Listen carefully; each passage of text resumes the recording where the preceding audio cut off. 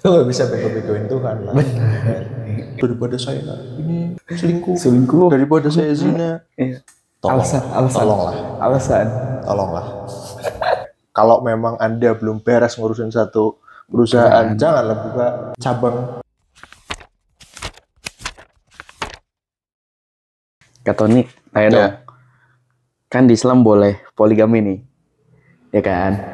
Kalau orang udah beristri, lihat cewek, ih cakep nih, gue peristri lah dia. Tapi gara-gara nafsu gitu, diperbolehkan. Pertama dari dalilnya dulu, gitu ya, Oke. surat An-Nisa gitu. Jadi menjelaskan bahwa memang pernikahan itu bisa dilakukan secara poligami. Oke. Itu hukumnya ada gitu ya. Cuma turunan petunjuk pelaksanaannya kalau kita ngomong manajemen sistem gitu, itu kan SOP gitu kan. Nah, kan ada detailnya lagi tuh, cuklaknya gitu kan. Cuklaknya itu kan yang dilihat dari konteks dan juga aturan-aturan yang muncul dicontohkan sama Rasulullah dan juga sahabat-sahabatnya gitu kan. Pada saat itu konteksnya seperti apa poligami, tujuannya seperti apa dan seterusnya. Jadi selama memenuhi, pertama ya, maksudnya ini ngomong aturan yang gue tahu dulu. Selama memenuhi aturan itu tuh masih diperbolehkan, hukumnya boleh. Oke. Jadi bukan suatu yang dilarang. Si poligaminya Gitu. Perkara orang mau poligami atau enggak itu pilihan masing-masing kan. Ya. Nah, jadi itu dari hukumnya dulu. Kalau misalkan ditanya bahwa apakah boleh menikahi wanita gitu ya, kalau misalkan ini nafsu, ini gue harus disclaimer, ini bukan fatwa tapi hasil pemikiran pribadi. Oke. Masa gue baca beberapa hal, terus kemudian gue coba menganalogikan juga ya. Pertama, sepintar-pintarnya orang nyali loophole di sebuah agama, lu nggak bisa bego-begoin Tuhan lah. Benar. Kan? Jadi yang tahu beneran niat lu melakukan suatu amal atau ibadah ya lu sama Tuhan aja sebenarnya. Kalau misalkan konteksnya bener nih orang tadi cuma karena nafsu doang, plus nggak ada yang lain. Oke. Nggak ada yang lain, nggak ada kayak misalkan niat pertama itu ibadah. Poligami kan ibadah. Istilahnya gini, maksud gue kayak punya istri satu, keluarga satu gitu ya. Itu kan kayak lu bikin company. Satu aja belum beres lu buka cabang. Runyam kan. Bisa runyam. Dan tanggung jawab sebagai seorang laki-laki yang berpoligami, kalau misalkan ini ada dalilnya gue lupa dalam artian hadis yang mana gitu ya. Mungkin teman-teman nanti boleh cari sendiri karena tujuan saya memang nge-trigger orang biar nggak ngangong. Biar carilah kan. Ngangong doang, dengerin doang.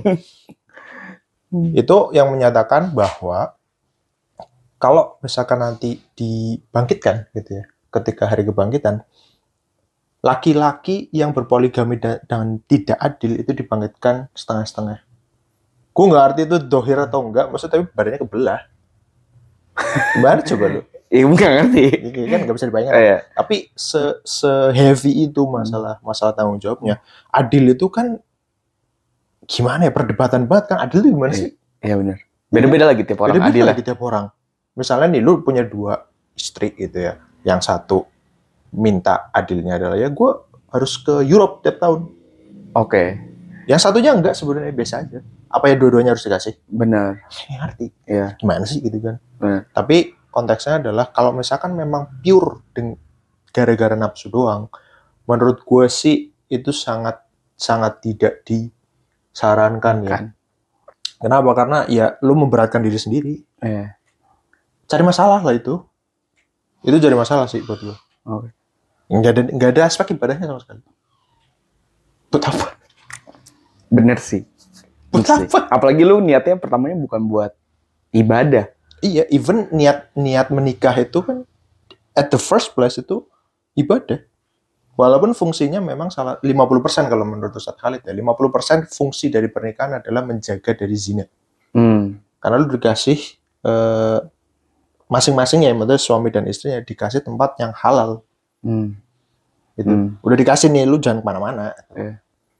Kalau terus dia menggunakan aras itu, daripada saya ini selingkuh daripada saya zina. Tolonglah.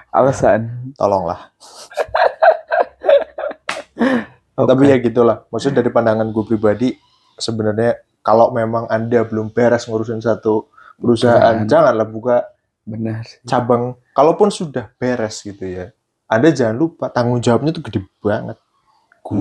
Dan makanya yang cukup masyhur orang-orang pada berani untuk berpoligami itu rata-rata yang memang kayak syekh di Arab. Banyak tuh, maksudnya kayak ustadz-ustadz atau kiai-kiai atau syekh yang di Arab gitu, yang emang dia hafiz Quran, dia ahli hadis, dia duitnya banyak banget, nggak karuan lah. Mampu semuanya, jadi dari fisik mampu, secara mental, spiritual, finansial mampu semua. Dan di sana istilahnya kayak memang sudah sangat wajar secara sosial diterima.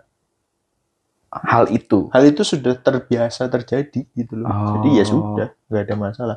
Karena konteks di Indo beda gitu loh. Jadi dari segi dalilnya yang tadi pertama gitu ya, memang hukumnya boleh, cuma lihat konteks lah. Sulit ya. Ya sulit, kayak lu mau nikah kontrak apa? Kawin siri. Bukan siri lah, kawin kontrak lah. Kalau kawin siri kayaknya perdebatan juga. Kawin kontrak nggak ada perdebatan. Kawin kontrak di Islam gitu ya, terutama aliran Sunni, itu tidak ada perdebatan bahwa itu haram. Hah? Kan lu nyari loophole. Iya bener sih. Lu nyari loophole itu. Kawin siri kalau misalkan, jadi gini, kawin siri itu masih perdebatan. Kenapa? Karena kalau misalkan niatnya tidak nyari loophole, tapi secara hukumnya gitu, sebenarnya itu kayak ada pihak yang bilang boleh, ada yang pihak yang nggak boleh gitu. Tapi kalau ngerujuk bahwa kita harus ngikutin aturan di mana tempat kita tinggal, sebenarnya itu nggak boleh. Iya. Itu kan. Kalau kita ngambil sudut pandang itu, ya nggak boleh lah gitu. Tapi kalau yang nikah kontrak, kawin kontrak, udah clear. Nikah tapi niatnya emang nanti mau dicerai. Iya. Jadi, enggak sih. Ya itu konteksnya sama lah kalau misalkan lu menggunakan dalil atau pendekatan yang lain. Apalagi masalah nafsu gitu ya. Walaupun memang secara hukumnya dibolehin, tapi kalau misalkan itu nggak afdol malah jadi perkara dan kawan-kawan, nggak usah lah. Satu aja juga repot.